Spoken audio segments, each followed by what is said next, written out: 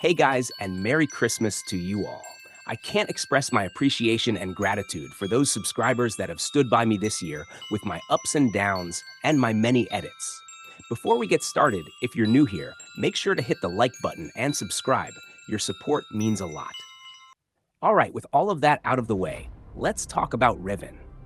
If you've played Knights of the Old Republic, you know this story deserves a movie. Hell, it deserves two movies. Because cramming the Mandalorian Wars, the Jedi Civil War, that insane identity twist, and everything that happens after into one film, that's a disaster waiting to happen. We've seen what happens when Star Wars tries to rush things. We don't need that again. But here's the thing. There's actually a blueprint for how to do this right, and it came out in 2021 and 2024. Dune.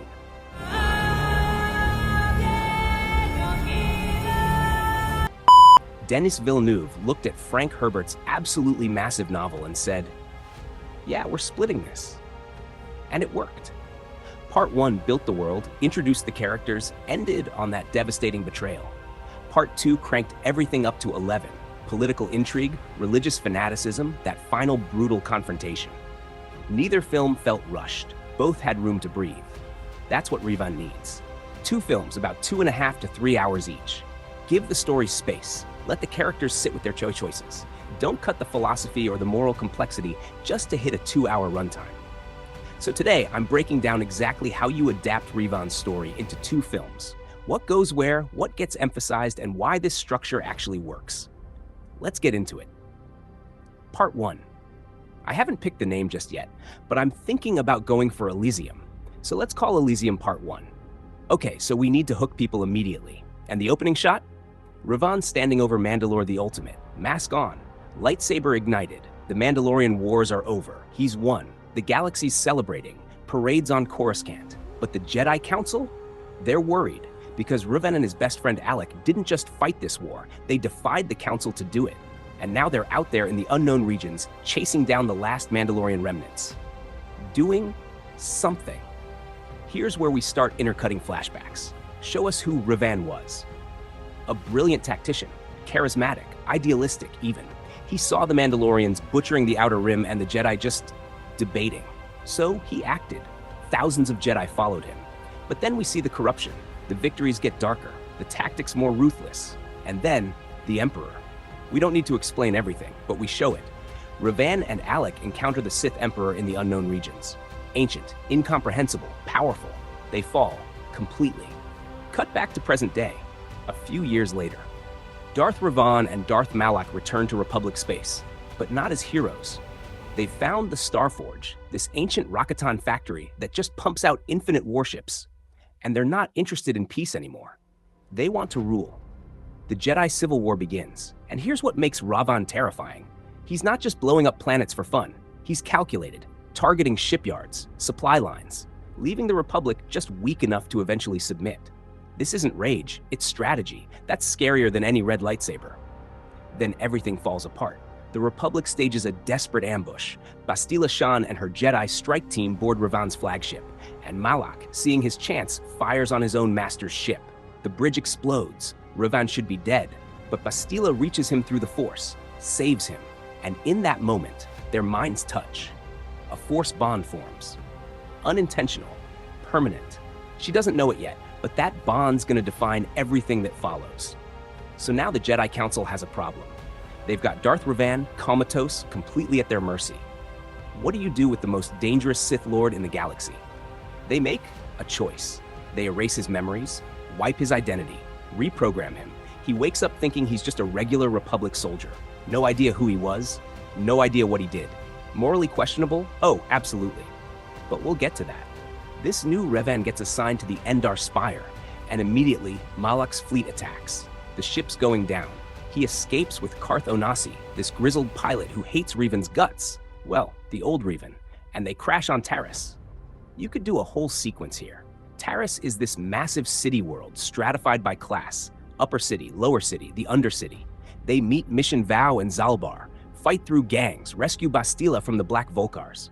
And then Malak just bombs the entire planet. Billions dead, because that's what Revan taught him. They escape to Dantooine, the Jedi Enclave. And this is where things get interesting. Revan gets retrained as a Padawan. He's learning to use the Force all over again. Bastila's his mentor. The Council's watching him very closely, and none of them tell him the truth. The Jedi send Revan on a mission, find these ancient star maps scattered across the galaxy. They're the key to locating the Starforge. Stop Malak before he becomes unstoppable. So we get the galaxy-trotting adventure. Tatooine, dealing with a crate dragon and Chirka Corporation's shady dealings. Kashyyyk, Zalbar's exile and the Wookiee slave trade. Manan, political intrigue with the Selkath. Korriban, infiltrating the Sith Academy, surrounded by actual Sith students who'd kill you for looking at them wrong. Each planet, Revan makes choices. Help people. Manipulate them. Show mercy or ruthlessness. And here's the thing. The game let you choose, but the movie needs to commit. Make him heroic, yeah, but show the temptation. Show that the darkness is still there, buried under the amnesia. Meanwhile, his relationship with Bastila develops. They're bonded through the Force. They can feel each other's emotions. And despite everything, despite her knowing the truth and him not, they fall for each other. Karth's suspicious the whole time. Jolie Bindo, this old hermit Jedi they pick up on Kashyyyk, keeps dropping really pointed comments about the Jedi Council and moral absolutes. There's dramatic irony everywhere because we know who Revan is, even if he doesn't. And then, the Leviathan. Malak captures the whole crew, face to face, master and apprentice, and Malak just tells him, "You were Darth Revan. You started this war. The Jedi lied to you." Everything stops. The hero's journey doesn't just pause, it shatters. Every choice Revan made, every relationship he built, every ounce of trust, it's all based on a lie. Bastila tries to explain, but she's torn too. She knew. The whole time. Malak captures Bastila, tortures her, and she falls. Turns to the dark side, becomes his new apprentice. Revan escapes, barely, gathers the crew, and here's the choice the film needs to make. Does he embrace his old identity or reject it? Does he fall back into darkness or forge something new? The movie says, something new. He's not Darth Revan anymore. He's the prodigal knight. Final assault on the Starforge, fleets clashing, Jedi and Sith.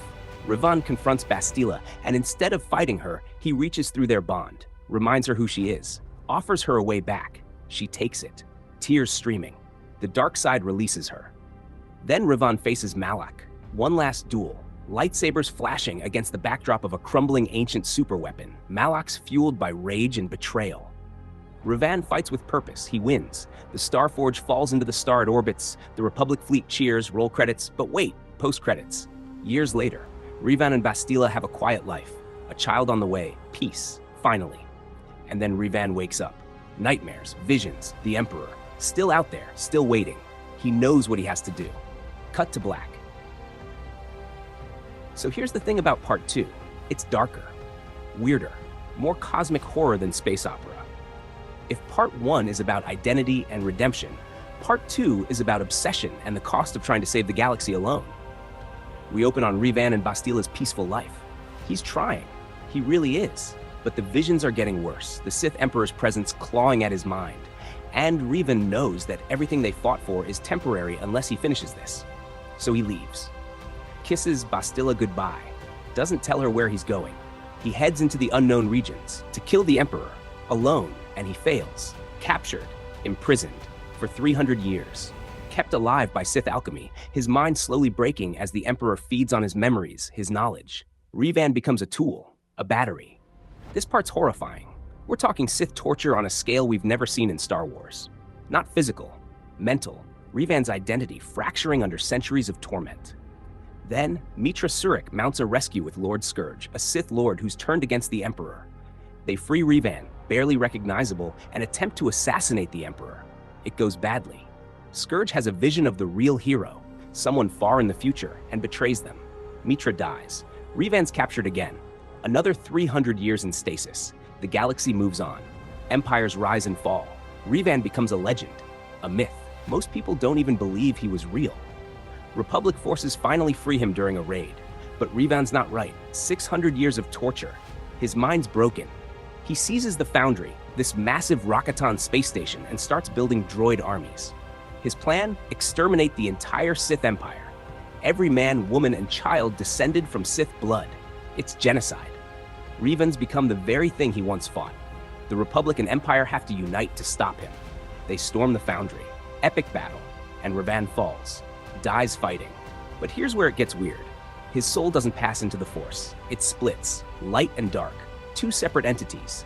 The light side tries to find peace. Let go. Join the Force properly. The dark side, it's got unfinished business. It possesses the Revanite cult, former followers who worshipped Revan as a savior. Manipulates them. The plan, free the Sith Emperor from his own imprisonment just so Revan can kill him personally. It's insane. Self-destructive. But that's what 600 years of torture does to you. The cult grows, spreads across both factions. Republic and Imperial soldiers defect. They're not fighting for the Sith or the Jedi anymore. They're fighting for Revan, for his vision. And the galaxy realizes they're not fighting Revan anymore.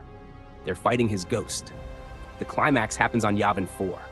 Ancient Sith temples, the Emperor's spirit lingering, the Revanite cult conducting rituals to resurrect him. Both the Republic and Empire send strike teams, unlikely alliances, former enemies fighting side by side, and then Light Revan appears, helps them, guides them. He's trying to stop his darker half, but he can't do it alone. The final confrontation, Light Revan versus Dark Revan. And this isn't a lightsaber duel, it's a metaphysical battle. Memories flashing, every choice, every failure, every betrayal. Malak, Bastila, Mitra, the Starforge, the Emperor. The light side doesn't defeat the dark side. He accepts it, understands it, forgives it. They reunite. Revan, whole again for the first time in centuries, turns to face the heroes. There's recognition, a smile. He's tired. And then he lets go, fades into the Force, finally at peace. Years later, an older Bastila watches her grandchildren play. The Shan bloodline continues, Satella Shan's lineage leading eventually to the Jedi Order's future. The galaxy's found tentative balance. The Emperor's echoes remain, but for now, there's peace. So, that's how you adapt Revan.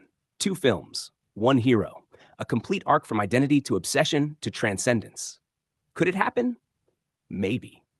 Disney's been weirdly hesitant about Old Republic content, but the demand is clearly there. KOTOR's getting a remake. There's talk of movies set thousands of years before the Skywalker saga. Would they give it the Dune treatment? 2 massive, ambitious films that don't talk down to the audience? I'd like to think so. But we'll see. Anyway, that's the breakdown. Let me know in the comments if you'd change anything, what you'd want to see, or if you think I'm completely wrong about all of this. And hey, if you made it this far, thanks for watching. I'll see you in the next one. Feliz Navidad.